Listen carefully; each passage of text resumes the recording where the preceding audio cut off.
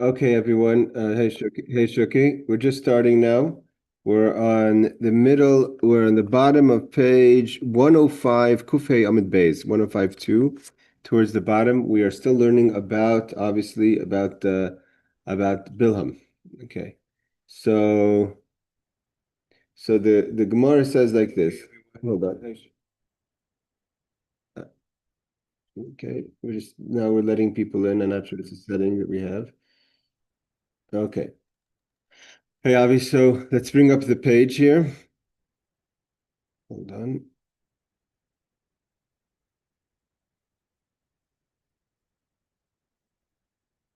Okay. So we're in the Gemara now.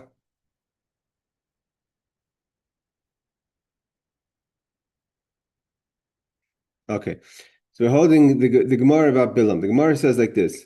Vayasem davar befi Bilam. It's talking about the angels, or the Gemara we'll see in a second. It's talking about that the Lord placed the matters or the words in Bilam's mouth.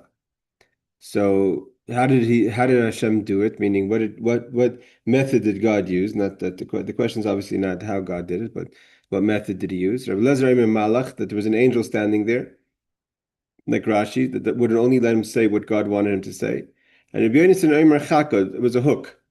Just like when you hook a fish, you control the fish, and even in the fishes in the water, you have control of the fish with the hook. So too, Bilam's mouth was controlled, so to say, like by a hook. Rashi says that Malach Shemastro Kadosh Baruch Hu Malach Shlo Yanichu Lekalkel, Shlo Yanichenu Lekalkel. God said an angel by Bilam that the angel would not let Bilam say anything that would curse the Jewish people. According to Yonasan, it was a chaka. A chaka is a hook. Nasim befi Bilam, that was like placed in the mouth of Bilam. That the hook would not let Bilam, like a hook controls a fish. He says, just as some of the Farshim say, the Marsha says that's like a fish that would only let Bilam say what Hashem wanted. Others say, the Medrash says that an angel sat in his throat that only allowed him to speak when he would say blessings, not to say curses. Like it says, Yishlach Tvari V'yarpim, the God gives healing, so to say, like through the angels. Or you say, there's all different ideas brought down that how God controlled like a key or a hook or what have you. But there's one I just want to bring down. Rabbi Pinto says that he asked the question like this: that if it said, we learned last week that Bilam only Yedei Das Elyon means that he knows exactly the time God is angry. But if God doesn't get angry, and because Bilam thought he could get God angry, or he knows the time and God does not get angry, and so what does he care if he curses? Why would we be concerned of Bilam's curse if he could only curse when God is angry, and God made sure not to get angry when Bilam was trying to figure out when God would get angry? So what's this whole stress to put an angel, a hook in his mouth to control he doesn't curse? If it doesn't make a difference if he curses, he won't be effective. Okay, that's Reb Pinto asks the question, and my version over here doesn't give his answer. He says he goes into at length of the reason about it. The Gemara continues. Rabbi Yochanan says, so we see from over here, this is a very interesting concept, meaning to say that we know that the strongest prophecies and blessings we have for the Jewish people, or one of the strongest blessings and prophecies, one of the sources of Mashiach in the Torah is from Bilam. So from the strongest blessings and prophecies of the Jewish people, we have from Bilam's not cursing the Jewish people, but blessing the Jewish people. But here Rabbi Yochanan says it didn't come out of a vacuum, these blessings. Everything Bilam said as a blessing was really a transformation from his intention of a curse. That exact idea is what he wanted to curse the Jewish people with, and he had to turn that same idea into a blessing.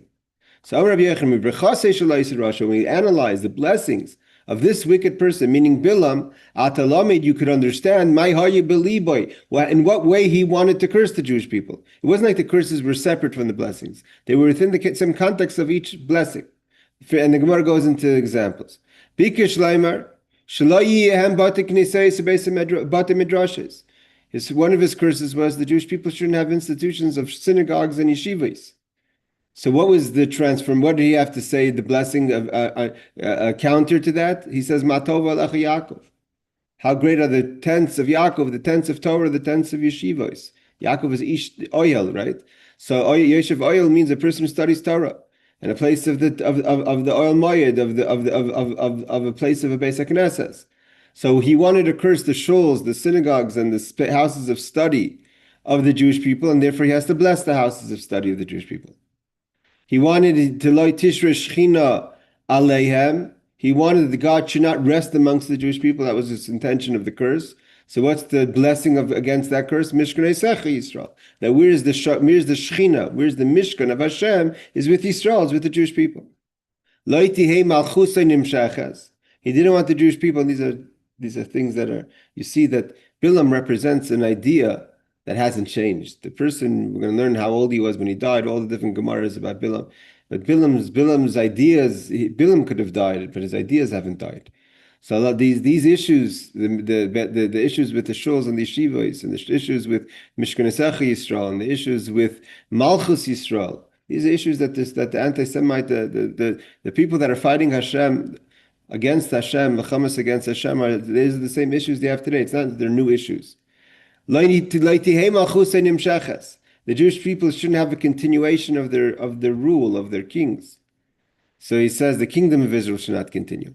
Okay, so therefore he has to bless them. Not nitayu. So like the winding brooks, the brook goes long and long. So the continuation of the kingdom of the Jewish people.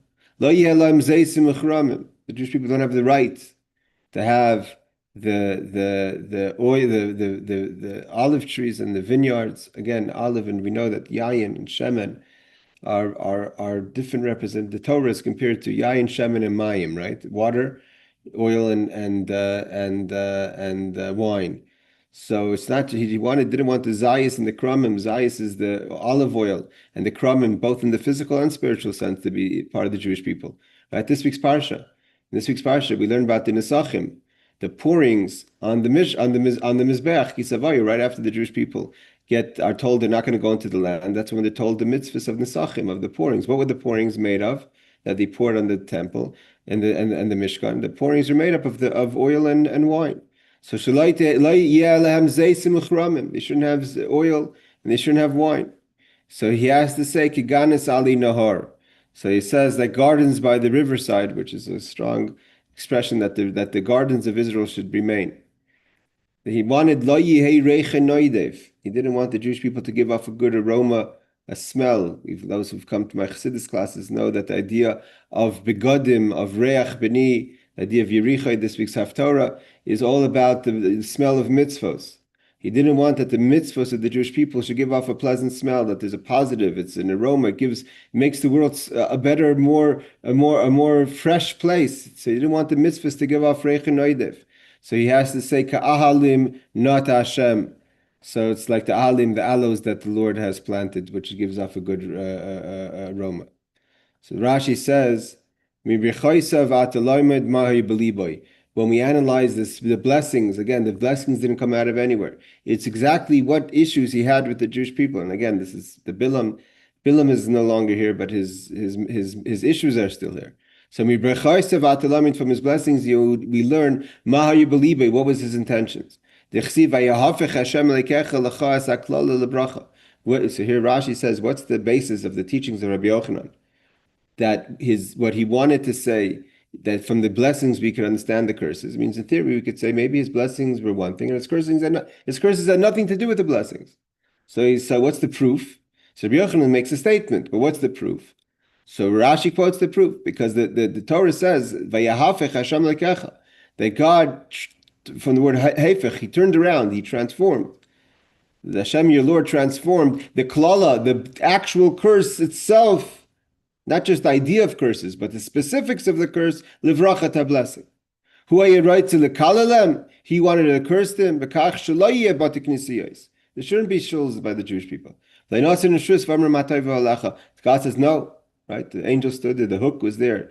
you have to say not only you're not going to curse the souls of the Jewish people, but Mahatova Alach Yaakov. Reichai Noidef, what does it mean Reichai Noidef? It gives off a good fragrance. So it says Mi mitzvahs. What would give off a good fragrance would be the mitzvahs. Just to say that before we go to Rabbi Steinsaltz's, okay, Shuk, you're here twice. Before we go to Rabbi Steinsaltz's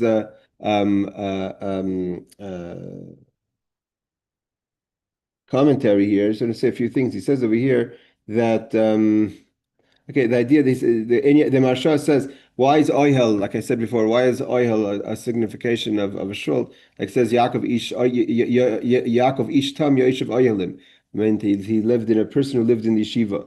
Also, the who is this who says this? The In Yaakov says that the idea of zaysim and kramim, of olive oils and vineyards, also is referring to the people who study the Mishnah, people who study the Talmud.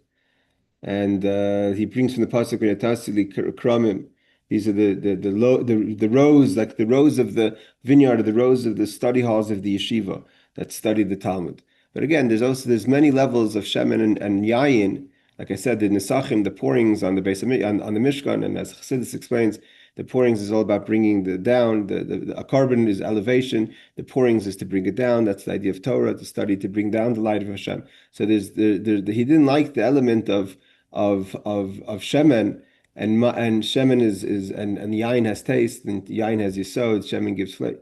So he didn't want these parts of the Torah to be from the Jewish people. Rabbi Steinzel says, what does it mean? Lo yehei reicha noideif. The fragrance will not diffuse.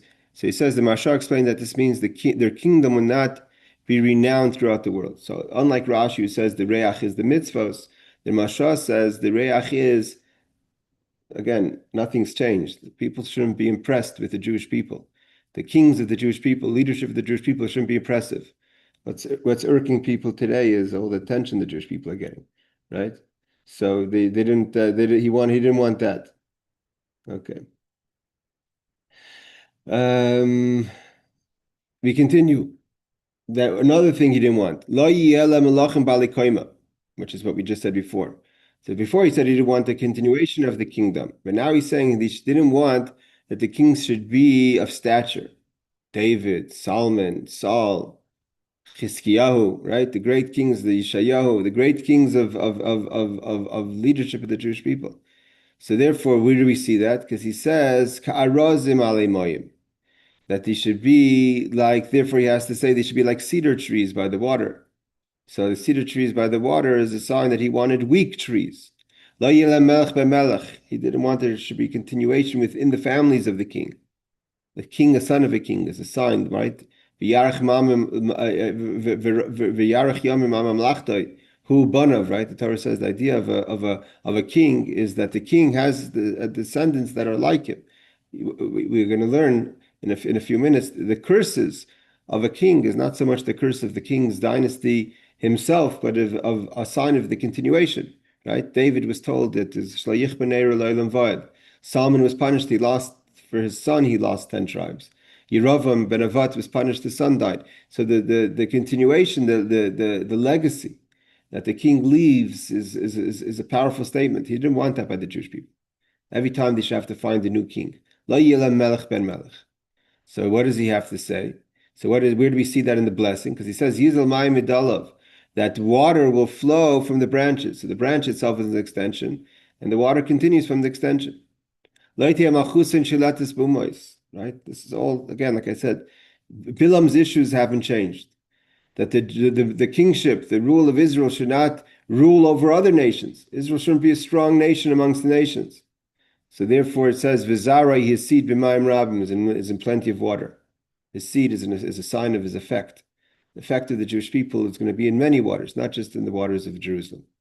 Laiti azam achusim, there shouldn't be a strong kingdom. It says, V'yarmi agag malkoi, and his kings shall be higher than Agag. The Agag will be higher than Agag. Laiti emas malchusan. God forbid someone should fear the Jew. So he says, "V'tinase malchusei." So therefore, he has to say the opposite of that the kingdom should be exalted, from the word hisnasus, elevation. Hisnasus gives yira, awe. People shouldn't be in awe of the Jewish people, of the kingdom of the Jewish people. So Rashi says, what does it mean? Vayori mi'agig malkoi, mitarguminian v'titakif mi'agig, will be stronger than Agav, shtiyu malchusei aza. You should have a strong kingdom. Again, when you study a Talmud itself, written 2,000 years ago, about a story that happened close to, what was it, 1,500 years before that, right? Bilam is the beginning of the Jewish people, before we entered the land. Before we become a nation, we went through 300 years of the judges until we found the kings, and then the kings and the temple and the second temple and destruction, right? So when you read the Talmud in 5,785 that was written so long ago, and it's present, the issues are present till today. Nothing's changed. It's not comforting, but it gives a sense of calmness to know that nothing's new. Shlomo Melech says, "Ein chodesh tachas hashemesh," nothing new under the sun. So the issues of Bilam were the same issues. So he was forced to bless them. And this is why the Gemara tells us this. Why does the Gemara have to tell us? Why is Rabbi Yochanan telling us what was the intentions of Bilam? We could read the blessings and go further, because it's important to know these things. It's important to be able to identify when you hear the narrative and the rhetoric out there today, even to identify where it comes from. These are the same arguments of Bilam. This is what Bilam says. Know that the sources, it can be camouflaged in all kind of nice writing and intentions, etc. But you have to know how do you know to identify it if it's from Bilam? Look at the Gemara. The Gemara says these are the same things Bilam said. And I'm sure if you asked Bilam, he wouldn't say I'm an anti-Semite. He would also tell you he could camouflage in his reasons of why he says what he says. Okay, let's go. The Gemara goes further. Enough of my personal commentary. Amar Rab Abba bar Kahana. Rab Abba, the son of Kahana, said as follows: Kulam chazru l'klala. This is not such a simple Gemara. The Gemara says that, so the angel, so to say, forced, or the hook, whatever, forced Bilam to transform his issues into blessings, the specifics. So Rab Abba says, but you know what happened? Eventually, with the sins of the Jewish people, he got his curses. Kulam chazru l'klala. All those specific blessings went back to their original intent of curses. The yeshivas were hurt, the shuls were hurt, the kingdom's no longer here, the temple's no longer here, the krumim, right? What do we say in the Haftorah of Tisha B'Av? The vineyards have no grapes. So besides chutim batik nisiyos, the shuls that the Jewish people have, we know there's a lot of writings about how the Jewish people changed from a people of the temple to the people of the synagogue. So chutz mi batik nisiyos batik midrashes, the shuls and the yeshiva stayed with the Jewish people throughout the diaspora.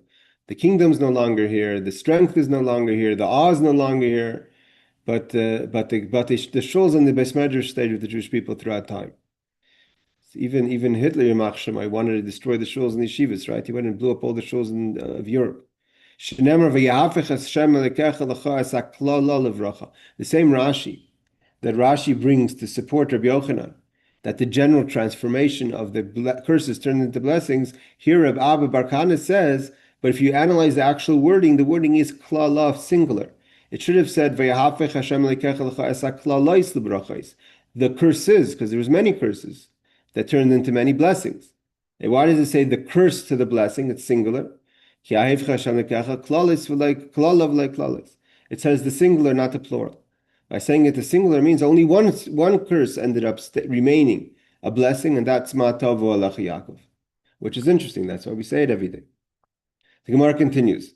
Rashi says that V'kulam kol habrachis shal Bilam chazru l'klalis k'may shari kavanasim mitchila. That what Bilam intended. So if you go according to Rab Abba bar Kahana, it wasn't a lost venture, right? If you're going to say that it happened kacha, it happened just the way it happened, had nothing to do with Bilam, is one thing. But Rab Abba bar Kahana says is that it's the specifics.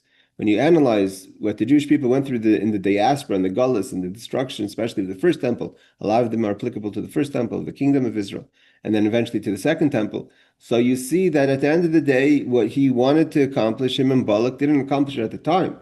Like many years later, it did get it. It was from a certain level of accomplishment.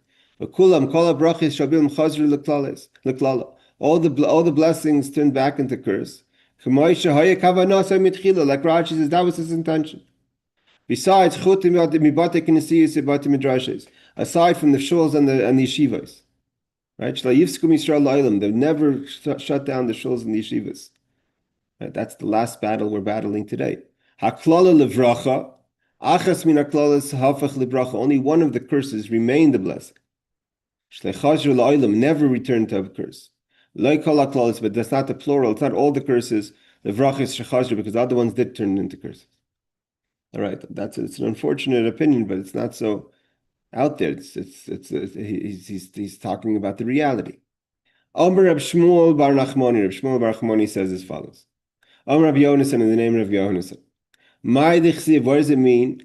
Ne'monim p'tziyei oyev v'na'ataris neshikoi soinei. So it says, faithful are the wounds of a friend.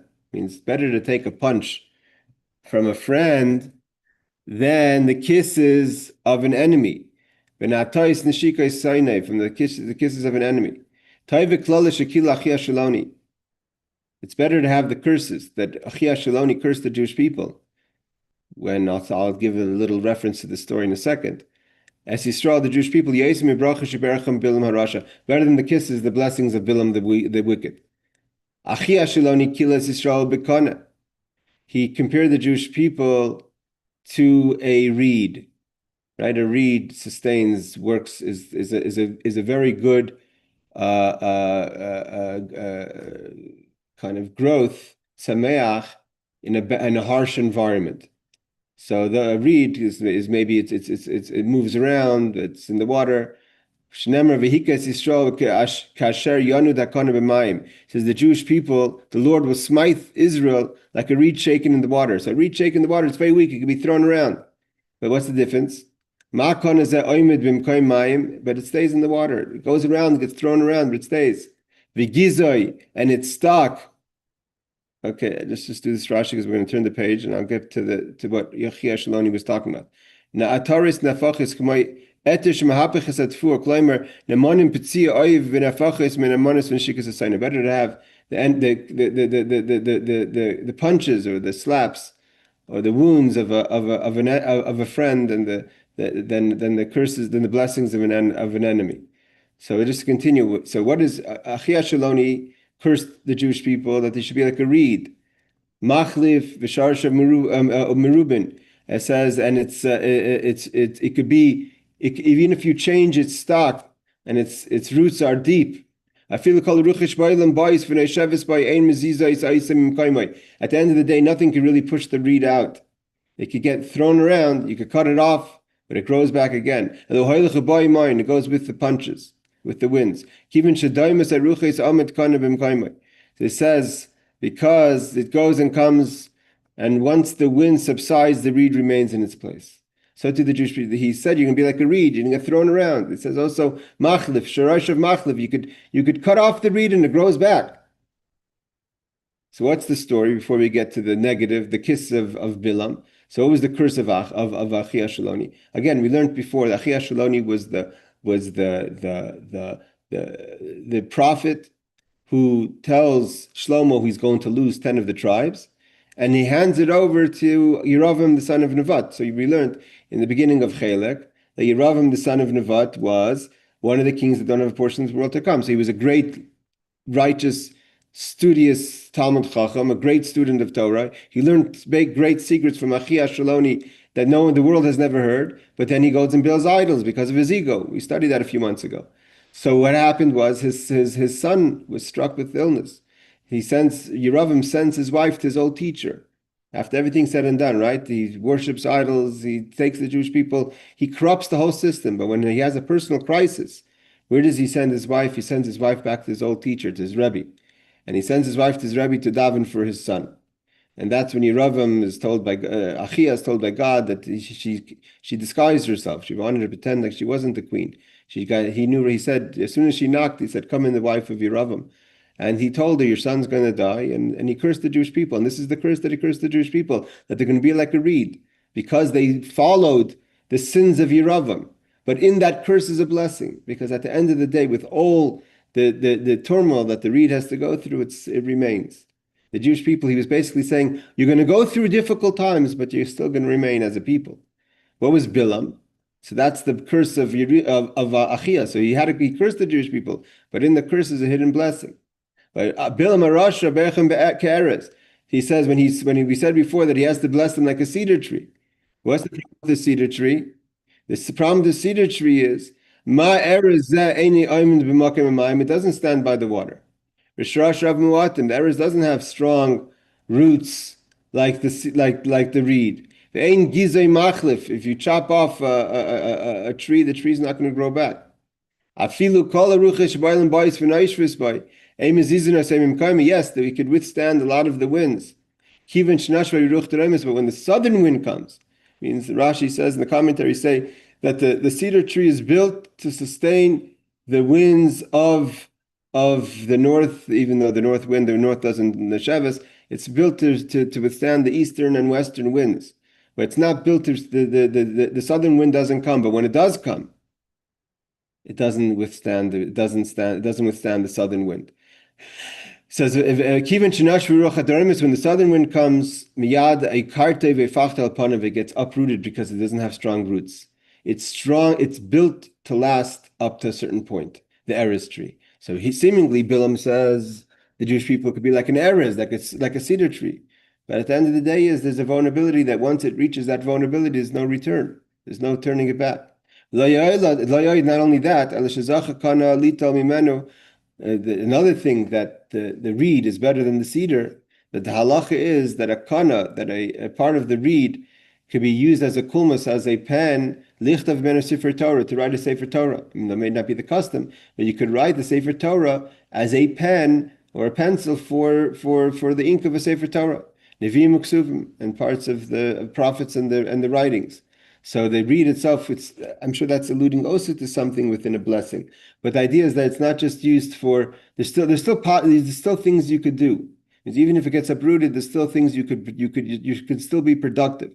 Even the most challenging times you could be productive. The reed could do something. The cedar tree, what could you do with it?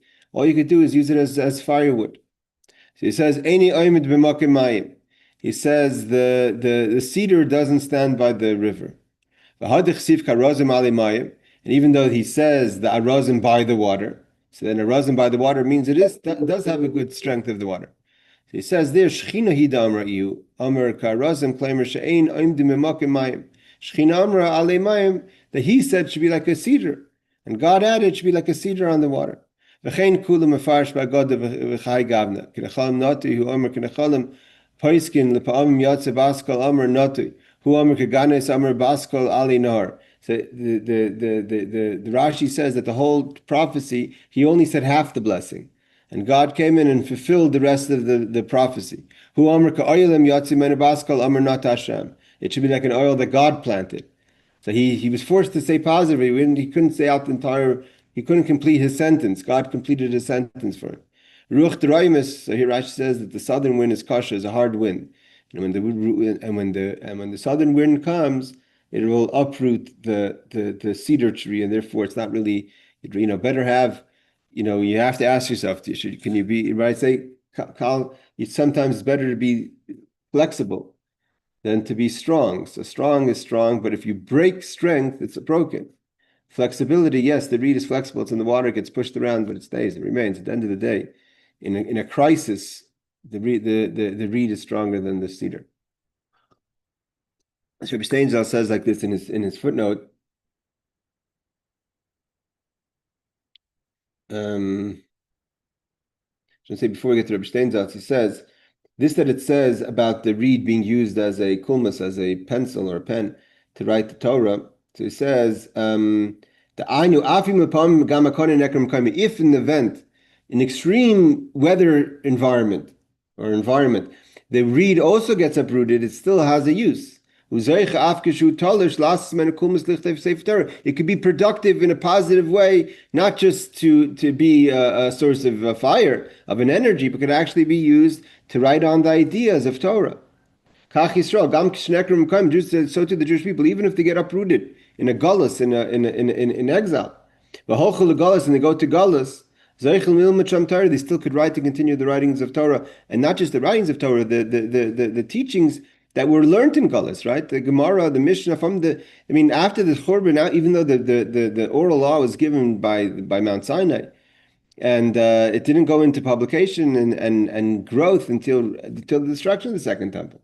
That's when Rebbe started the Mishnah, and then was the Talmud, then was this the responses and the Gaonim, and then the Mishnah Torah, and then all the way down to the Shulchan Aruch and the laws. Till today, we're still publishing Torah, even in the exile. So the reed is like a kulmus; it could be like the pen. I'm reading still from the Marsha, but to be a cedar tree, when you cut out the cedar tree, all it could do is it can't reproduce. Can't continue anything. It could be a source of fire that burns out eventually. And then there's nothing left, right? After you burn, as strong as the fire will be from a cedar, it lasts so long. The kulmus, the pen, lasts forever. The writings of the pen, the teachings of the pen, last forever. Okay, so he continued. Just going to read Rabbi Steinsaltz's comments, and we'll go down further. A southern wind uproots the cedar. Since the cedar grows in mountainous regions with relatively few shallow roots, it only has shallow roots. It generally positions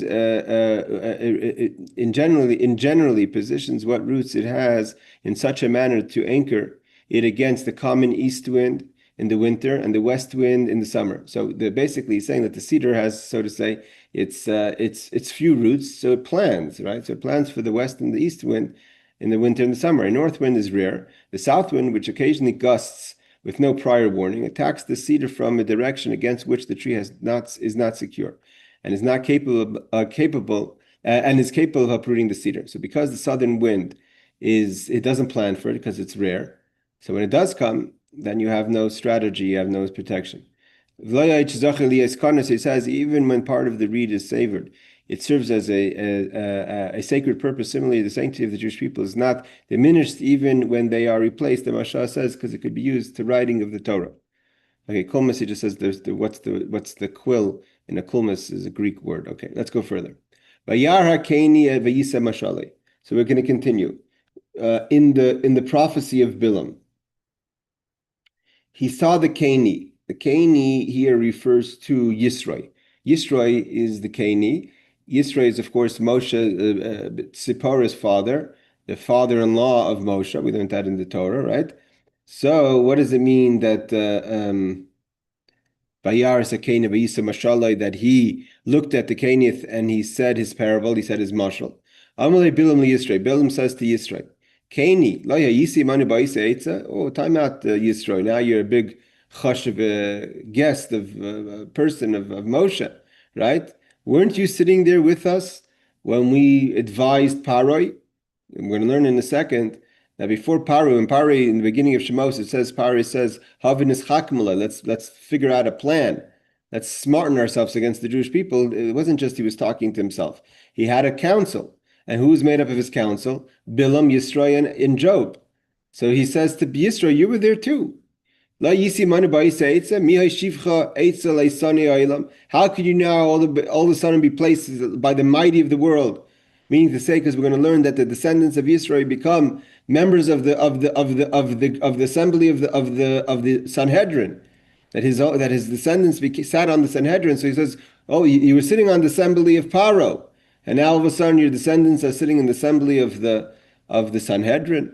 So Rashi says that what does Bilam tell to Yisro? Lo yimanu yisibayitzi eitza shegazer pari kol ben ayilo dayaret bitmia. Come on, you were there.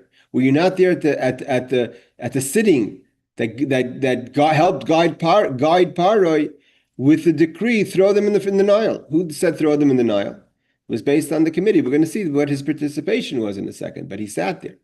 How could you sit by the Eitzani Island, by the Eisan, the powerful people of the world? Your descendants are going to sit in the Lishkas Agazis, and we learned before Lishkas Agazis is the chamber of the Gazis, is that where the Sanhedrin sits in the temple, the Sanhedrin of 71. What does it mean, Eisan? Strength is your place of sitting.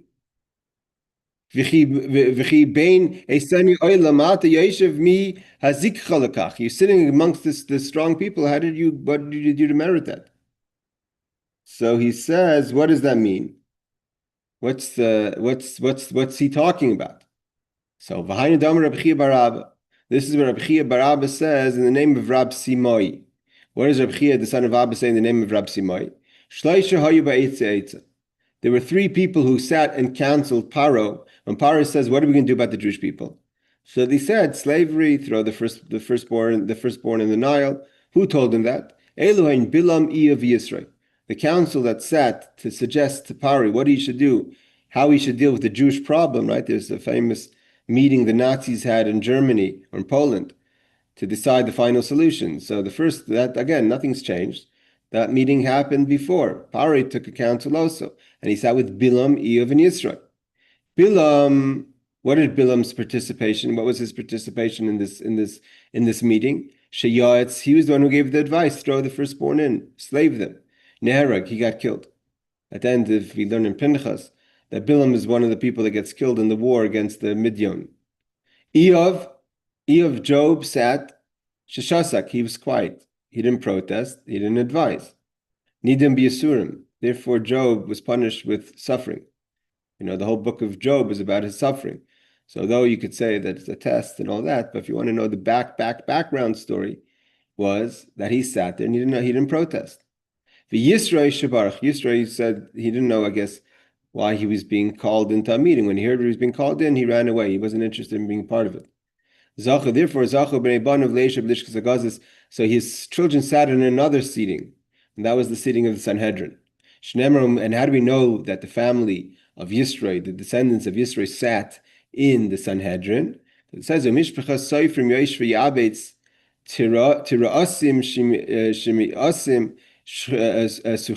are different names that sat. They were taken from Yaibitz. The Canis and Yaibitz, they lived in. It says Hema Hakenim Habayim Machmas Avi Beis Reichav. Reichav is the father of Yisrael. Like it says, Ubnei Keni Chaysim Meisher Olam Yirah Tamarim. He brings the different verses to support that the people of the Yaivitz who were part of the Lishkas Agazis, that were part of the 71 assembly, so they were the people that the descendants of the Keni, which is the father of Moshe, who lived in the city of Tamarim of palm trees. If you check the map where it's talking about the Yaivitz, it's talking about somewhere similar to where Jericho would be today, so towards the or a little further up north, but by the Jordan River behind Jerusalem. Okay, so he's basically, Bilam is saying you were there, but the fact is he was there and he ran away. Job stayed around, and so therefore it says also the Eitz Yosef says that it says somewhere else that one of the reasons why Bilam was killed is because he also suggested to the princes of Midian to corrupt the sons of Israel with the daughters of Midian. So it's not seemingly because he suggested to Paris. He says it's a combination of the two. He brings down also the Zohar says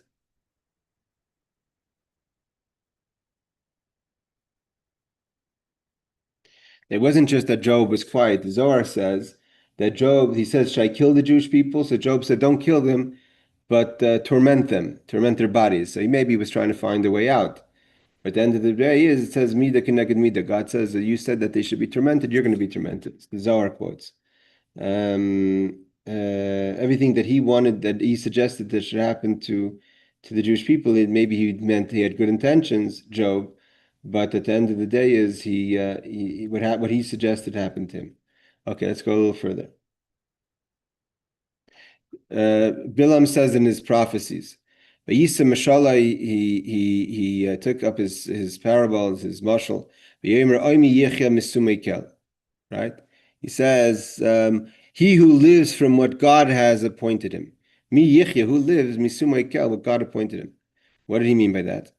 So Amr Rab Shimon made Lakish, Rab Shimon Reish Lakish says like this.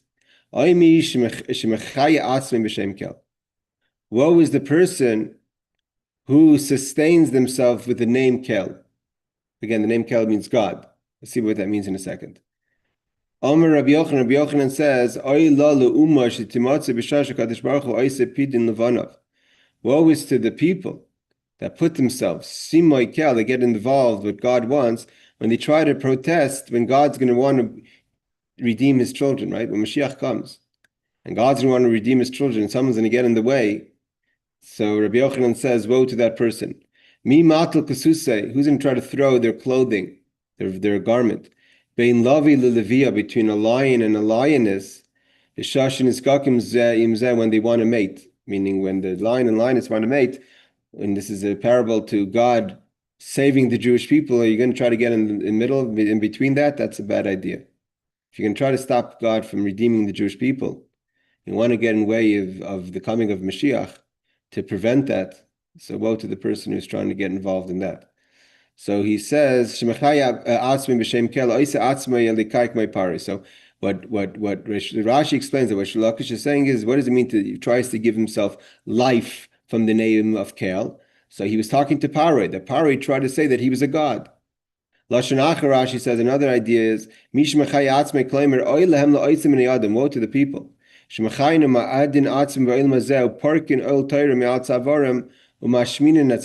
to the people who want to just live with the word of God, meaning what God created in this world, the benefits, to take all the physical and enjoyment of this world and throw off the yoke of Torah and just fatten themselves with the fat of the land. That's not a good idea either. He said, I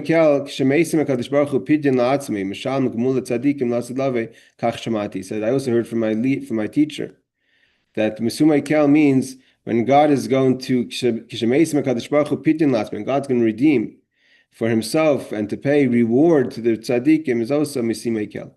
That's in a positive way. Woe to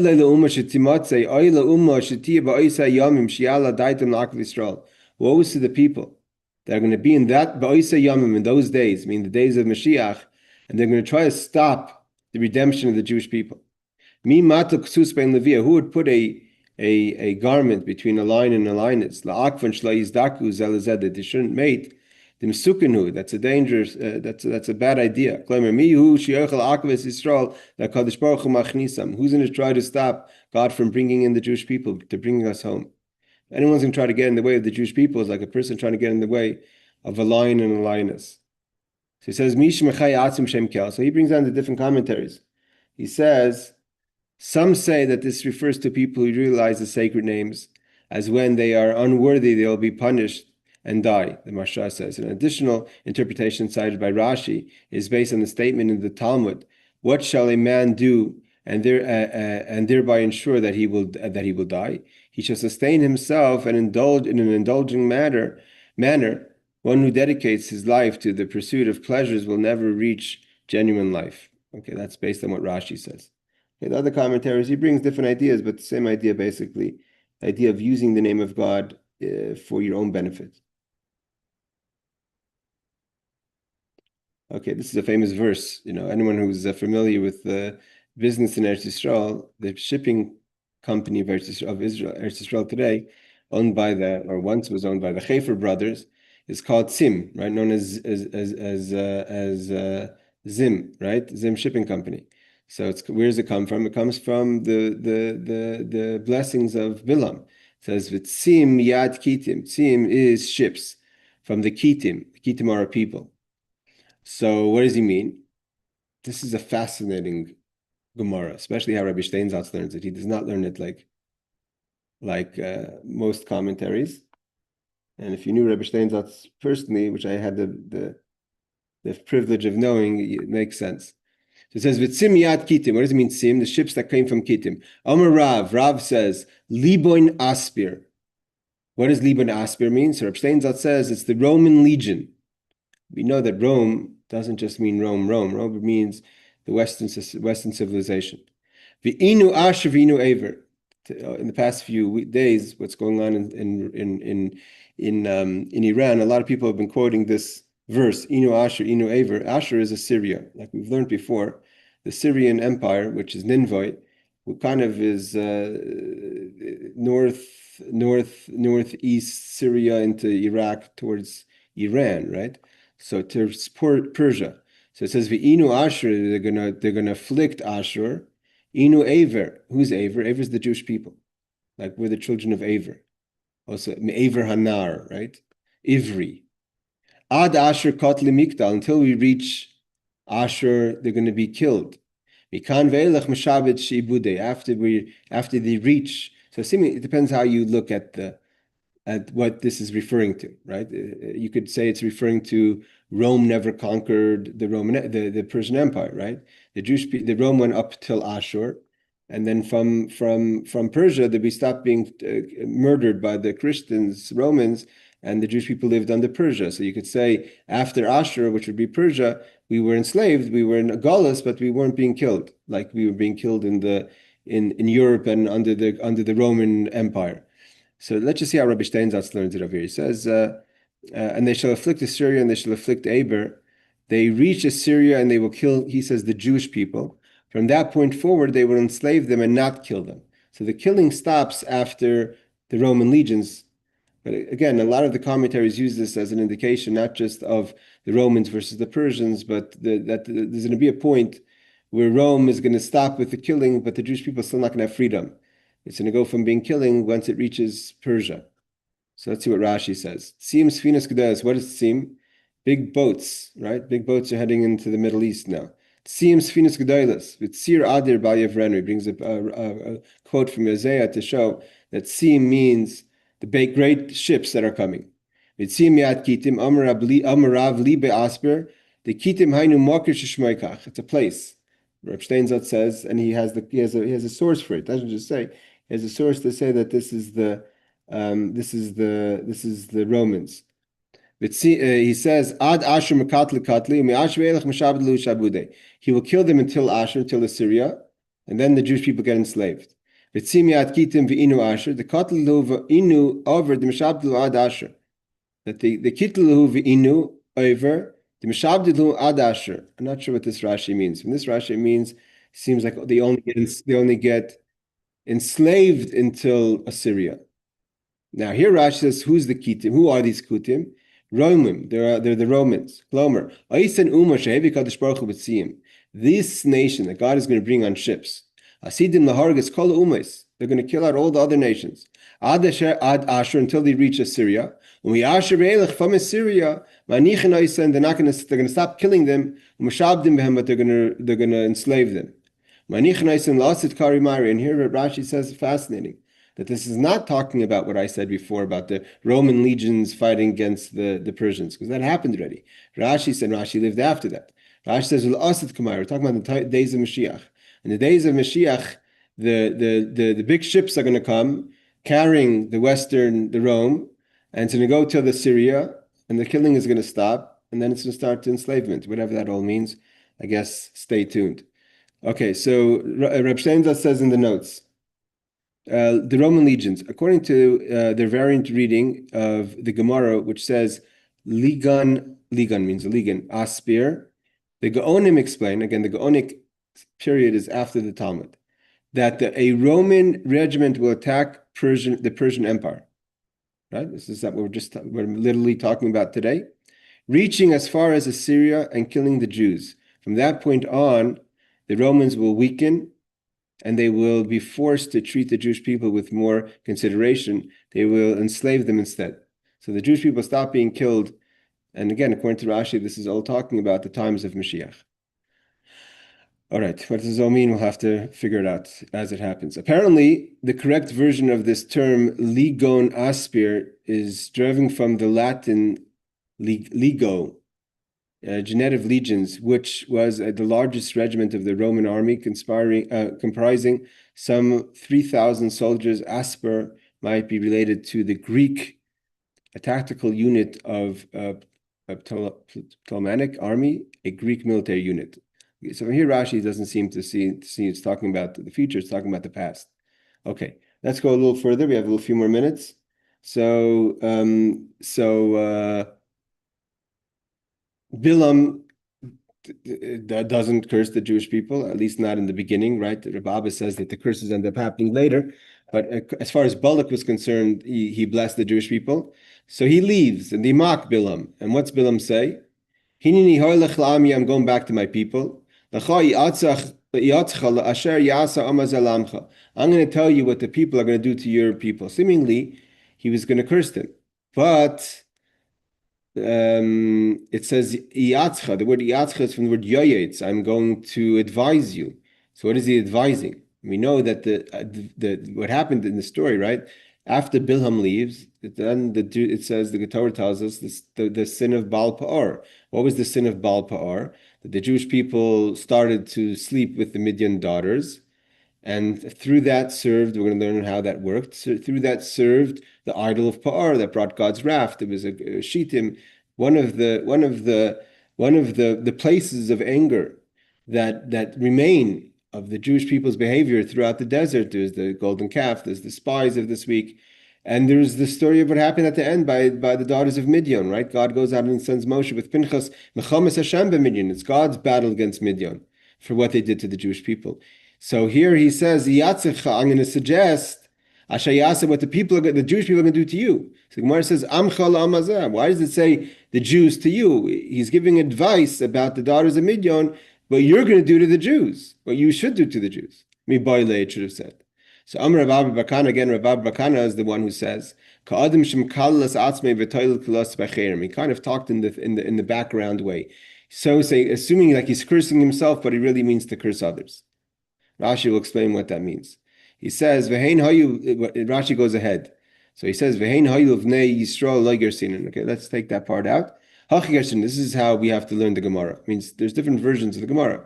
Some people say that the Gemara is already talking about the suggestion of the Hein Hayu. This is that these were the. How do we know that Bilam was the one who suggested the daughters of Midian? Later, when there's the war and Moshe says, don't let anyone live, they bring back the women. So Moshe says, why did you bring back the women? These are the women that Bilam suggested, Hein Hayu Livnei Yisrael, Ba'atzas Bilam. Bilam is the one who suggested that they come and entice you. So, but he says the version is like this. Like we have. I'm going to suggest to you what the people will do to you, meaning the Jewish people to Midian. So the Gemara says, it should have said what you should do to the Jewish people. It was Bilam who suggested to Balak that he should stumble the Jewish people. It says the daughters of Midian were with Dvar Bilam. Bilam was the one who suggested that they send out their daughters, and Midian was so aggressive about it that we're going to learn that not only did the king Eglon of Miriam, not only did he send out his daughters, did he send out the daughters of Midian, he sent out his own daughter. So he says, Rashi says, he puts the curse on someone else. Kach Bilam, so too Bilam.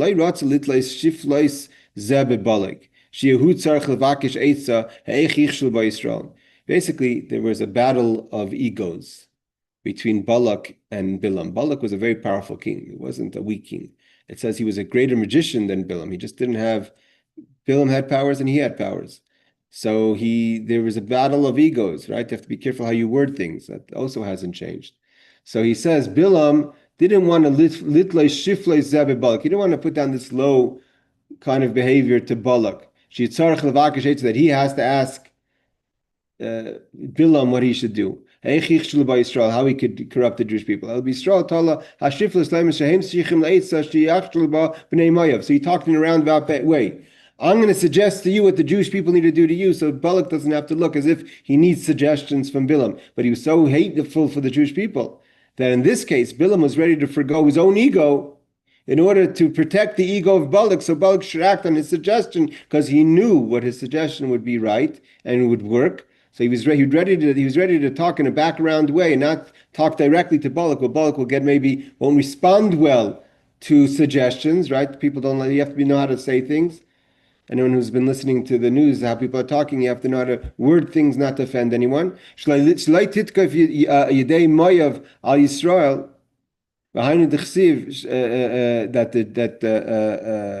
the hand of Moav shouldn't get affected by the Jewish people. And this means that what the people are going to do to you in a background way.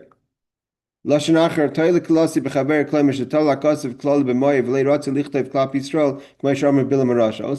could be the Torah was talking in the background way. The Torah talks a lot of times b'lashon saginor. Right? The Torah says Soni Yisrael. When the Torah says it wants to talk about the curses that are going to happen to the Jews, it says the curses that are going to happen to the enemies of the Jews. Why? Because you don't want to say the curses of the Jews. So too over here, so to say the Torah is saying that it's a suggestion against that what Jews are going to do to Bilam, not to Balak, not what Balak is going to do to the Jews. Let's just finish off. What did he tell them? He says, we have 6 minutes. Let's see if we can pack in the end of this story. Amr Lahem, he said to Balak and his people, Bilam suggested, God hates lewd behavior, zima, wrongful sexual behavior.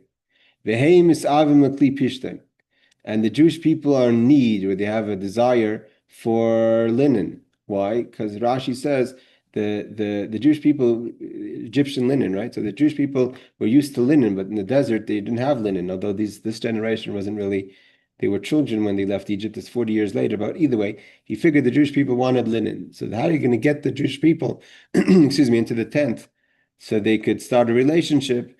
Was starting off with economics. So boy vayisyache. So let me give you a suggestion. Asay lehem kloim. Set up, so to say, hangings of these linens to bring them in. So the Jewish people, after the story of Bilam, so they kind of went shopping, went to the mall.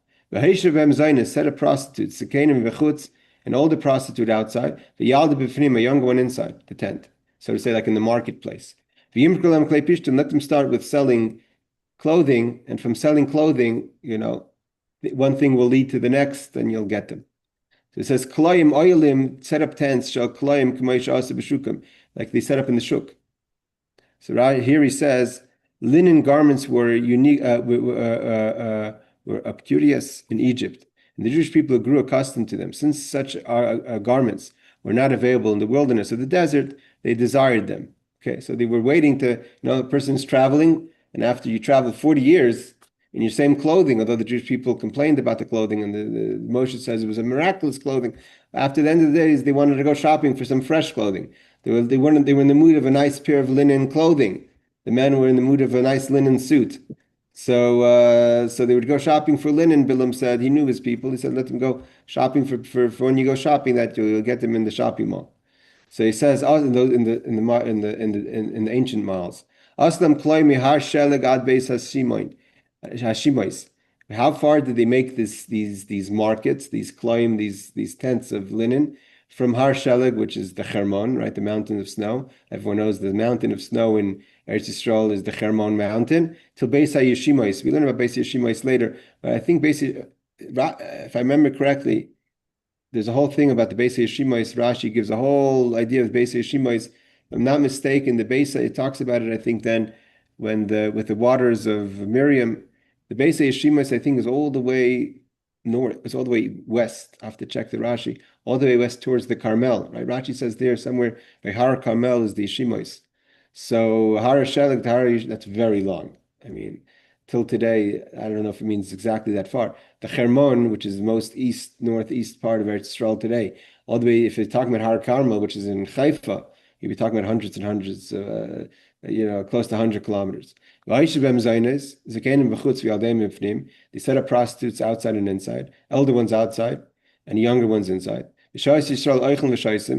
Jewish people went out to eat, and they were happy, right? They're getting ready to go in. They're out of the desert, so to say. They went to go, walk around the marketplace on full stomachs. So the elder one would start off. You're looking for some linens. So he said the elder one would offer it at its right price. I mean, at its proper price, at its what it should be priced at. And then the young girl would say, "Vincent, come inside. She's giving you two for $100. I give it to you for 50. She gives it not that. She gives it 2-3 times cheaper." So they went to the younger person to get a deal, right? They started getting a deal. Be suspicious. Some of my Rosh Kol once told me it's too cheap. I can't afford it, right? So they gave it to them cheaper than they could afford. The mountain of the snow.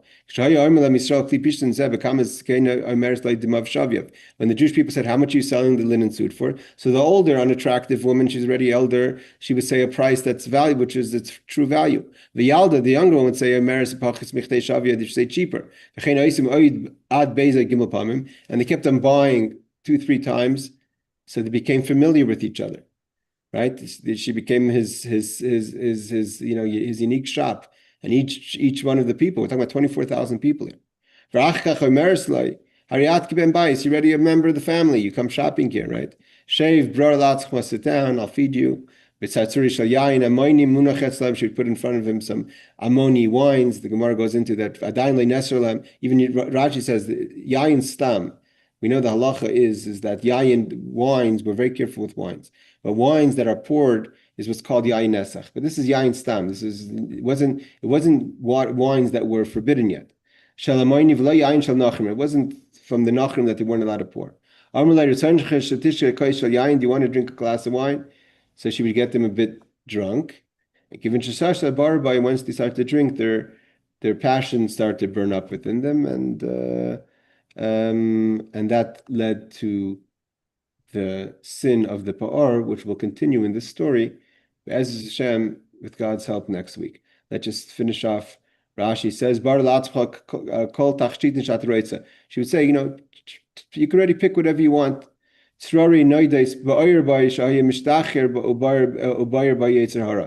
they drank the wine and they were comfortable and they were familiar, they got a little too familiar, and the Yetzer Hara started to get passionate, and from there started the story that we're going to learn next week of the sin of the daughter of Midian that led to the sin not just of having relations, but to the actual worshipping of idols of the Pa'or. Okay.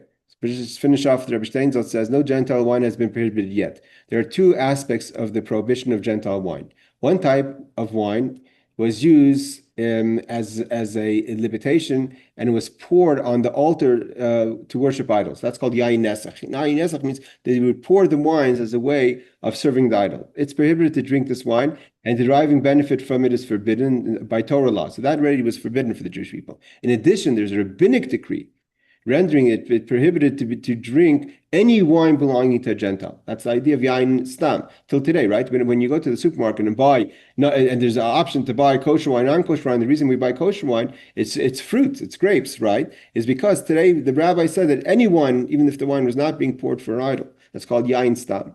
The objective of the decree is to prevent socializing with Gentiles. Not just about that the concern, but it's drinking wine is a way of socialization, is how these people ended up sleeping with the daughters of Midian, which could lead to intermarriage. It is an ancient decree, as is related, that even Daniel refrained from drinking Gentile wine while in exile and in prison. The decree has not yet been issued during the lifetime of Moses. So the lifetime of not drinking yain stam, which already Daniel was careful in the times of the first temple, the destruction of the first temple. However, the Jewish people didn't stop. They didn't prevent themselves from drinking the wine, and that actually led to the story of the daughters of Midian. All right, we'll continue with the story of the daughters of Midian next week, and the fall of Bilam, etc. We'll all continue until we finish. I think we get to Doeg at least next week. Laila Tov, everyone. We should stay safe and have B'suras Tovos.